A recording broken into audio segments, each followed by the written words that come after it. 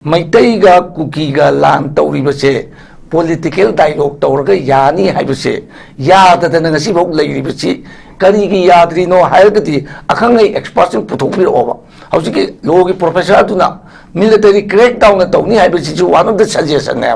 adu chu bar sakal logde maya pulong na hai mission changi ada koi maru pene lisine so hagi du nongmai baiba terrorist natraga extremist natraga lamchat ka kano lamhen tu men masindu puthok pusin tawbada moi mateng pangi gan praja pulam na chungang nei mipung khudi mang chu ubadong na tabadong na loi itaw tong nei ikang kang nei masidi very open makhoi da puksel seng da bagi wafam sidi discussion punamak ta singa haibini nai na panjada bane ba repeat to busi mi time de malam maduna hauji aina appeal to the those panelists pumna media many media are in Manipur even the media loi kan nang lei ba aduga hena expert oiraba manupang sing da soi appeal tongningi appeal means hygienic peace process ki da magda formula thiraga puthok seba asumai to di wari di aroi ba nongmai pai ba ani bu kamai wari chatoi no amana nongmai pai raga ko gi asumang ni la maning jeng ai ne karibu kan nang naming ai ming ta ga bra ga abe kanoi na to to kariba lila maming du jaga sing daku lao ko na si lao ai da eh nongmai thang tien bom to mayam ma yepsal ga ko na si ai bu kari gi ngoi na ang sumang lagi dialogue to okay pa ko yam angang uri ngi yengi bini dialogue to makti ka ore idea to di le ya ba khulai bai ba nongmai bai ba hu ai ba mayam thang tien pai ba du ga tina na bagi lambi se sumang lila du gi dialogue to ningjang ai hai je budani ko na si hadi mai khulai sa tok tai ai su khulai yau tok tai yan than na sa da mang thang pai tai adugumba suggestion gumba puthok haningi game blame car pai ko san sana bagi uraga pangang basi ai makte ai pamjete haujik su ai koi haijeri manipur da shanti porak na bagi da makta to na yaroi okay papa বিচারপতি ma haujik ti বিচারপতি si mayam pumna muna haina badigi ai ko su tare khange union government kalano bharatiya janata party gi ikai khumnajeriba Narendra Modi amachung ikai khumnajeriba masigi mathauchidi home minister Amit Shah ji gi achouba wasat achouba achetpa ngasagi committee da go waise moje phawra kanda da oigedabne ba okay pabung akogi ujatum jana cham thambiri haktheng na la inge sida akogi uji maroi balami chathok sin ya jibal lambel gi relief camp ta leiri ba mayam chatna ko yengselamagri hena nungai ga dawbuni haibani wari khak phamma kanda koigi review meeting tawraga chatkibuduri thoidokna peningai oide pot to leire pabung sigi visit siba koini amna karamaina yengba yai gi yamna light oiba positive light amoina koini yengba ba crucial am oiba oni yengba ba kamai thambini pabung First of all, I due respect to my co-panelists as well as siguma platform amada motkar phungrupa phangan bibagi damakta North television bu show ina puknggi oiba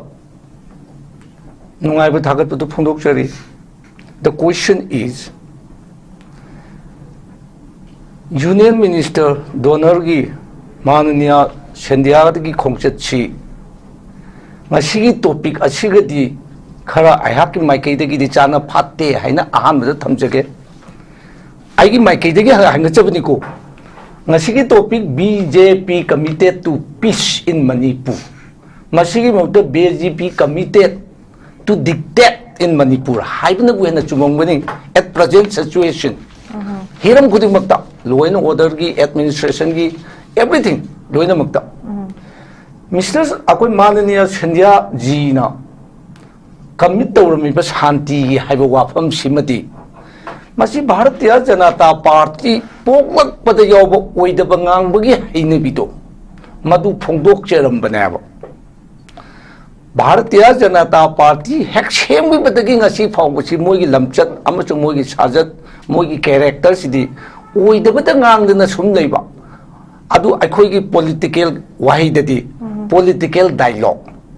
amma nataga amma ta hajinba amma nataga amma ta hajinba so BJP committed to peace BJP na high shanti por kani haibana only the Bharatiya Janata Party to bring a peace in Manipur. I quote Praja Puna Manangangi, Bishwas like there. Tajab what level? Why and because? When a chumdabang after Chungang lak Panina, I quote the Tajab like the day, Hybagi Wapamni. Maramasimak now. Manania Sindia Gina Manipurgi Kongchet Achida Shamgat Sagat Kani Adu Tony Hybatuti ruling government Amagi Hypam Topani Haina I call them to Taiwa infrastructure Gibu Oiro Lambi Tong Ate Hiram Punam the Manipura I call Bharatiya Janata Party na Shamgat Kani Sagat Kani Nungai and Gani Kaibachiti political dialogue oiragachu aikoi madu at least as a praja people of the state aikoi madu di tabam thui shanti porkani haibachidi tabadi yam wayo aikoi miyam na aikoi da hangnere being a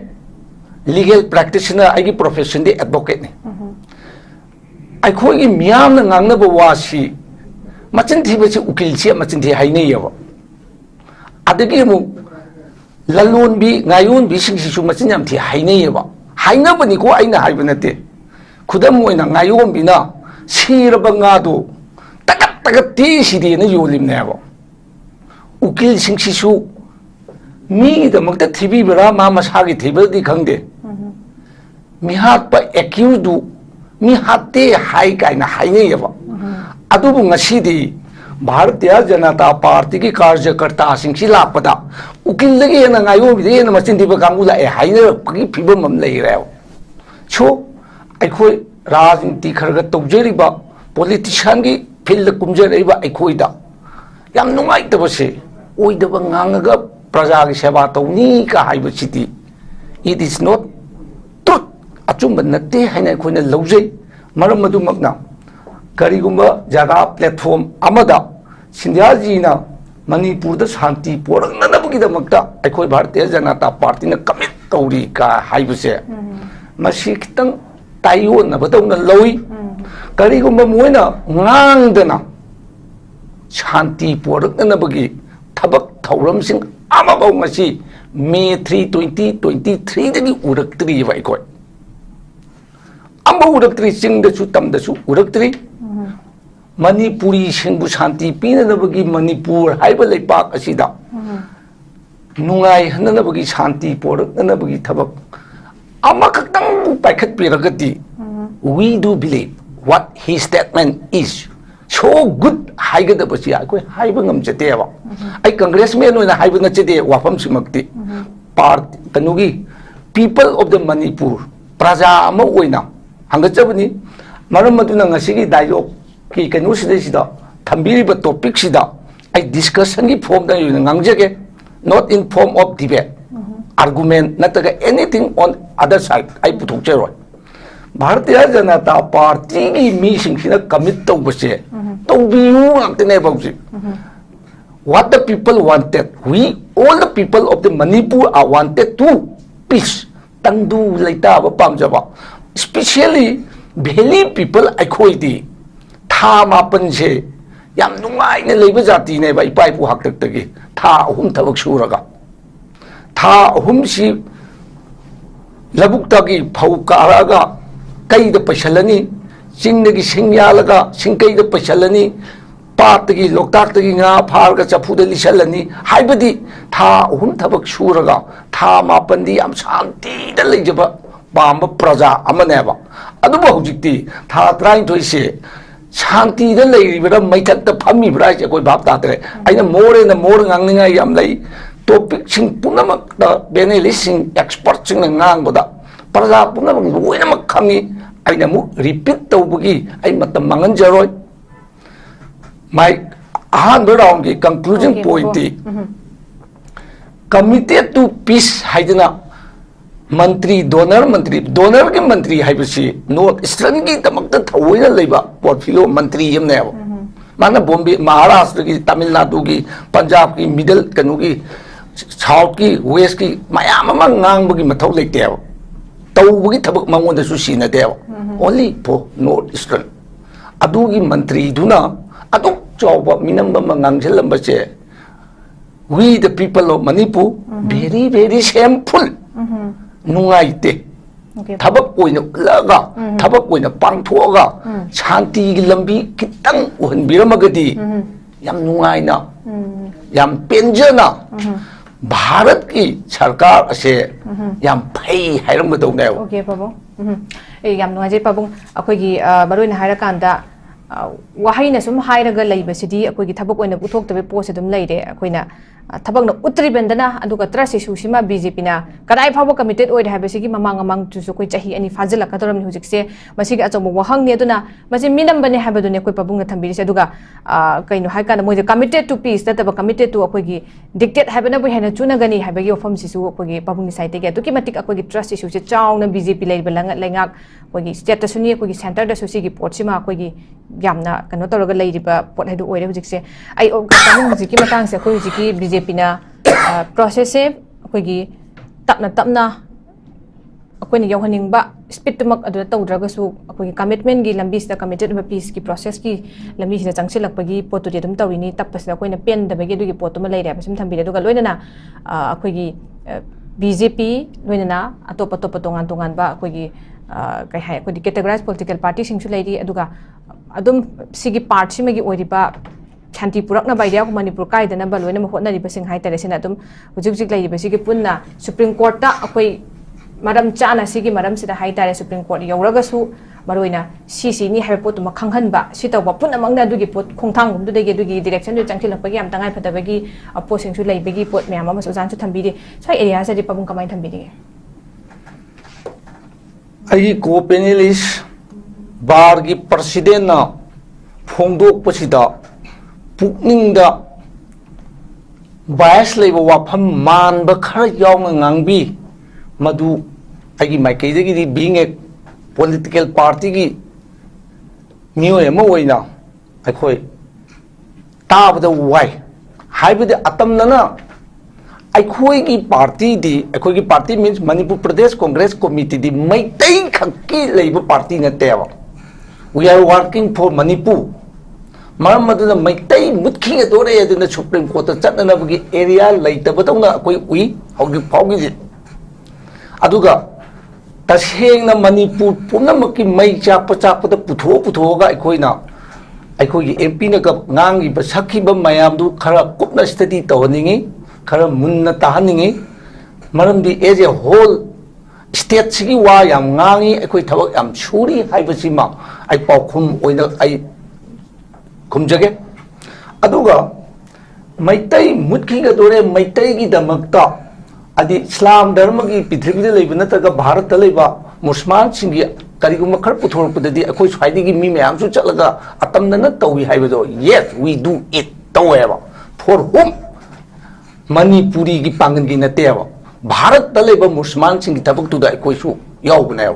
akoi gi damakta su South India gi mi mayam yaubi rei West ki India ki mi mayam yaubi rei even though mayai de leiba praja mayam su yaubi rei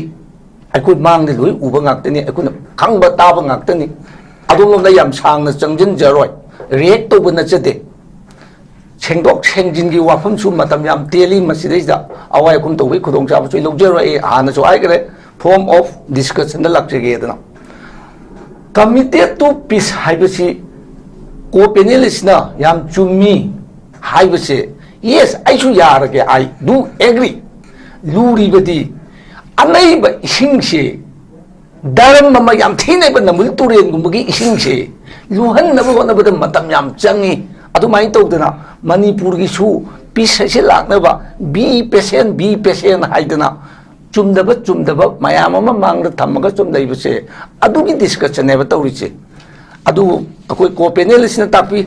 thujal haning magi wapam budi masu hi accepted yaeba adu akoi su yaning ba adu bu taphalli base thawoi na taphan ba man ba masai mamang da haije gi ba akoi ta thaje da ba tas si deficit oi bagi wapam chang na lak buduna akoi da kitadi thaje han biu hai bagi wapam ni tamjagi bado aduga atam na maitai mutki ga dore haidana political party local oigera regional oigera natraga national gi oigera maitai khattagi wakto budi yaroyaba maramdi we the Bharat, we the people of India. ꯑꯗꯨꯒꯤ ꯃꯤꯠꯌꯦꯡꯗ ꯌꯦꯡꯍꯟꯅꯤꯡꯉꯤ ꯑꯩꯈꯣꯏ ꯃꯩꯇꯩ ꯋꯥꯔꯦ ꯍꯥꯏꯕꯁꯤꯗꯤ ꯑꯇꯝꯅꯅ ꯃꯩꯇꯩ ꯋꯥꯔꯦ ꯍꯥꯏꯕꯁꯤꯗꯤ ꯄ꯭ꯔꯦꯛꯇꯤꯀꯦꯂꯤ ꯑꯩꯈꯣꯏꯁꯨ ꯐꯤꯜꯗ ꯎꯏꯌꯦꯕ ꯋꯥꯔꯤꯕ ꯃꯩꯇꯩ ꯈꯛꯇꯒꯤ ꯋꯥꯛ ꯇꯧꯕꯗꯤ ꯌꯥꯗꯦ ꯍꯥꯏꯕꯗꯨꯃ ꯑꯩꯅ ꯅꯤꯡꯁꯤꯡꯖꯕꯅꯤ ꯑꯥꯔꯒꯨꯃꯦꯟ ꯅꯠꯇꯦ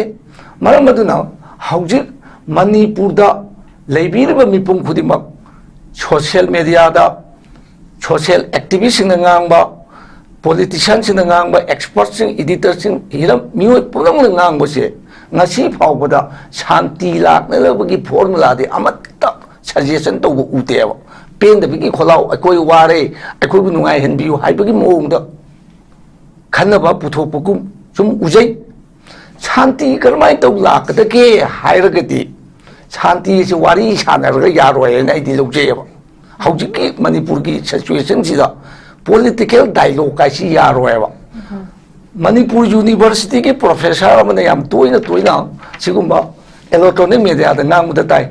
ꯃꯤꯂꯤꯇꯔꯤ ꯀ꯭ꯔꯦꯛ ꯗꯥꯎꯟ ꯃꯔꯝꯗꯤ ꯇꯤꯡꯈꯪꯅ ꯌꯨꯔꯕꯗꯤ ꯇꯤꯡꯈꯪꯅ ꯍꯜꯂꯨ ꯍꯥꯏꯕꯒꯨꯝꯕꯒꯤ ꯃꯩꯇꯩ ꯄꯥꯎꯔꯧ ꯂꯩꯕꯗꯨꯃꯥꯏꯅ ꯍꯧꯖꯤꯛꯀꯤ ꯃꯅꯤꯄꯨꯔꯒꯤ ꯁꯤꯆꯨꯋꯦꯁꯟꯁꯤꯗꯤ ꯇꯣꯛ ꯌꯥꯔꯣꯏ ꯇꯣꯛꯇ ꯃꯈꯜ ꯑꯍꯨꯝꯈꯛ ꯂꯩ ꯑꯩꯅ ꯊꯦꯡꯅꯖꯕꯗ ꯋꯥꯔꯤ ꯁꯥꯔꯒ ꯌꯥꯅꯅꯕꯒꯤ ꯚꯥꯔꯠꯀꯤ ꯑꯥꯏꯟꯗ CPC Code of Civil Procedure haiba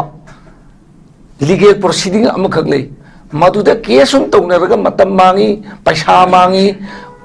badi bibadi ani unaraga anxiety oi court kisu thabak yam chili kai formula puthora yawa mediation tauraga loisan nagera adudagi counselation tauraga loisan nagera natragana lok adalat tauraga loisan nagera haiba formula ahum se same manner nateba lok adalat aibasina বিচারপতি ama phamaga nakhoi ani se one step forward one step backward two step forward two step backward haidina karawai de no noi ani gi problem se haina naineraga lochanba ama counseling aibasina noi gi se sigum lei sumai to di yaroidra aina takpiraga bhab dalaga lochanba ama mediation asisu counseling ga haipet manab tawna nangna toiduna sinine nangna toiduna sinine ani sida angi thongdidi yade ne siodi yaine kaina makhal ani ohum lo semdokibadagi hojikti mayam tabi ba mayam su thengnabiramani lok adalat aibo haisi aduga kariguma kanda case thoknaba imung manung marum pangsing yaurgadi mediation asisu thengnabiramani counselation asisu thengnabiramani adumai tawduna hojik Maitaiga kukiga lan tauribase political dialogue tauraga yani haibase yadadana ngasi bok leiribasi karigi yadri no hairgati akhangai experts puthokpir oba hauji logi professor aduna military crackdown na tawni haibasi ju one of the suggestion ne adu chu bar sakal logde maya pulong na hai mission changi ada koi maru panelist ne so hagi du nongmai baiba terrorist natraga extremist natraga lam kano lamhen tu men masindu puthok pusin tawbada moi mateng pangi gan praja pumnamna chu ngangnei mipum khudimang chu ubadongna tabadongna loi itaw tawne ikang kangnei masidi very open makhoi da puksel sengdabagi wafam sidi discussion pumnamak ta singa haibani naina panjadabane ba repeat tawbasi mi time deo maram maduna hauji aina appeal to the those panelists pumnamangna media many medias are there in Manipur even the medias loi kana nei leyaba aduga hena expert oiraba marupang sing da soi appeal tawningi appeal means hygienic peace process ki da magda formula thiraga puthok seba asumai to di wari di aroeba nongmai paiba ani bu kamai wari chatoino amana nongmai pairaga ko gi asumang ni lam ning jeng ai ne kariguba kana nang naming ai ming ta ga bra ga abe kanoina to to kariba lila maming du jaga sing daku law ko na si law ai da eh nongmai thang tien bom to mayam ma yepsal ga ko na si ai bu kari gi ngoina ang ma sumang lagi dialogue to okay pa ko yam angang uri ngi yengi bini dialogue to makti kaure idea du di leyaba khulai bai ba nongmai bai ba hu bai ba mayam thang tien bai ba du ga tina bagi lambi se sumang lila dugi dialogue to ningjang ai haije budani kona se hadi mai khulai sa tok tai ai su khulai yau tok tai yan than da se hadi mang thang pai lai thang pai tai ꯑꯗꯨꯒꯨꯝꯕꯒꯤ ꯁꯖꯦꯁꯟꯒꯨꯝꯕ ꯄꯨꯊꯣꯛꯍꯟꯅꯤꯡꯉꯤ game blame car ꯄꯥꯏꯔꯒ ꯀꯣꯏꯁꯥꯟ ꯁꯥꯟꯅꯕꯒꯤ ꯎꯔꯒ ꯄꯪꯉꯥꯡ ꯉꯥꯡꯕꯁꯤ ꯑꯩꯃꯛꯇꯤ ꯑꯩ ꯄꯥꯝꯖꯗꯦ ꯍꯧꯖꯤꯛꯁꯨ ꯑꯩꯈꯣꯏ ꯍꯥꯏꯖꯔꯤ ꯃꯅꯤꯄꯨꯔꯗ ꯁꯥꯟꯇꯤ ꯄꯣꯔꯛꯅꯕꯒꯤꯗꯃꯛꯇ ꯇꯣꯛꯅ ꯌꯥꯔꯣꯏ Okay, Pabo. ꯕꯤꯆꯥꯔꯄꯇꯤ ꯑꯃ ꯍꯧꯖꯤꯛꯇꯤ ꯕꯤꯆꯥꯔꯄꯇꯤꯁꯤ ꯃꯌꯥꯝ ꯄꯨꯝꯅꯃꯛꯅ ꯍꯥꯏꯅꯕꯗꯒꯤ ꯑꯩꯈꯣꯏꯁꯨ ꯇꯥꯔꯦ ꯈꯪꯉꯦ ꯌꯨꯅꯤꯌꯟ ꯒꯣꯚꯔꯟꯃꯦꯟ ꯀꯅꯥꯅꯣ ꯚꯥꯔꯇꯤꯌ ꯖꯅꯇꯥ ꯄꯥꯔꯇꯤꯒꯤ इकाई खुमनजरिबा नरेंद्र मोदी अमचुंग इकाई खुमनजरिबा मसिगी मथौसिदि होम मिनिस्टर अमित शाह जी की अचौबा वासक अचौबा अचेतपा ngसागी कमिटी अदबा वाइसे मोजे फावरा कांददा ओइगदबनेबा Okay, Pabung yam noise. Ay pathangi round among lakjage. Thank you so much. Ay ojahim sa mung arobe closing remarks thambiyo Pabung. Pabung ki thambiyo. अरुब closing remarks ही लैत्रबनी हाइनिंगाई बुती अदुबु bar की president ना पीरिब स्टेटमेंट से सुम ताबदा सो मच कंट्राडिक्ट कनादनो अपील तौरी से भाव तादरेब भारतीय जनता पार्टी दा अपील तौरीबरा नत्रका इंडियन नेशनल कांग्रेस दा अपील तौरीबरा यान यानजनरगा फोंदोइबो वाफम से चममनब पोई हौजिक अखोगी लेपाक से कनाना पाली भारतीय जनता पार्टी ने पाली मोय थौबुनी भारत से भारत न मणिपुर लौसलमे हौजिकती भारत एदु ओइरे लेंगाक न कनानो भारतीय जनता पार्टी ने गाकपनी थबक पुन मोय मथौनी हाइदरगदी सिबु अखोय तौगद्रो अखोय मंगान तौ या पोतेबा अदुना कंट्राडिक्ट ओइबा स्टेटमेंट सिदा आई खुंबम थोकदबा आइसे अमु अखोय मरुपता आंसर की मौंगदा कंट्राडिक्ट ओइ हाइबा वाफम दु खक्त नाइ निंजंगजबनी अदुगा टॉपिक असिगे अरोइब रिमार्क ती भारतीय जनता पार्टी ने कमिटेड टू पीस हाइबसे मसी अखोइदा डू ट्रस्ट अखोइबु थाजहनबियु पांथोकबियु आइना साइम अनिसुबा राउंड हाइजेगरे अखोइदि इंब तप्पा यामना शांति लेबा पामजब जाति ने हाइदना अखोइदा ngangiba wado your statement is committed follow it पांथोकबिरो शांति ओहनबिरो अखोई कनामता हुजिक्ति भारत की मायोक्ता अखोई दी लयनु उजदेव भारत नदी भारतीय जनता पार्टी की सरकार सिना आइबनी को एज ए होल मपुम नचदे मोय नदी मैतै लालौबसी भारत की मनुंग लालौबसी लोइनमक अखोइना ngame हुजिक पूरा शांति लाय मणिपुर खक्त ngaire हाइबगी मानबा मौगुंसु उइयबा मसिगी मैतै की नोमै पाइपा सिंखिदा लोइ गरबदी मणिपुर शांति और अनी हाइबगी मौंगदा ngसागी ममांगदा incomplete ओइगिबा इसिंग अनैब फमदबद कुइना चंगबदो कुइना चंगकांदा इसिंगसिदा लोइना फमदगा इरु लाकांदा you I हाइद्रा Shanti for एदसे मथंदा तौजब थबकतो फिजिग्री हापिउ हाइबनेबा कितंग अकोइ मरुप तोमचाना थुननी हाइबदुदा फिजिग्री हापचनबिउ थुनसी याम थुना इसिंग इरु फंगनबा होनसी हाइबगी थियोरीदा खरा थावाय यावना खरा मांजिन थाना नांगथोखरबदी थबक पांगथोकपियु हाइबा वाइसे सिनाइगी लास्ट एंड कंक्लूड रिमार्क उइजगेबा Okay, Pabung, thank you so much. Akoigi pochi yam tuna matam si kuira abandana hena hairudraga su haitare suma akoigi forum sida naina dana lakpa su yamna kuire duna yam tuna thujinna apambado tangdu leita ba santi du pambagi wari ni bafam se duga yam tuna basigi lamida changsilakpa yana bidamakta khongthang no pakhalaga thabak oina akoigi mayam mangida akoigi peninga mongdo uthorak na bagi ulakpa adui khongthang duni akoi mayam sina pame moto thambiyam nongai je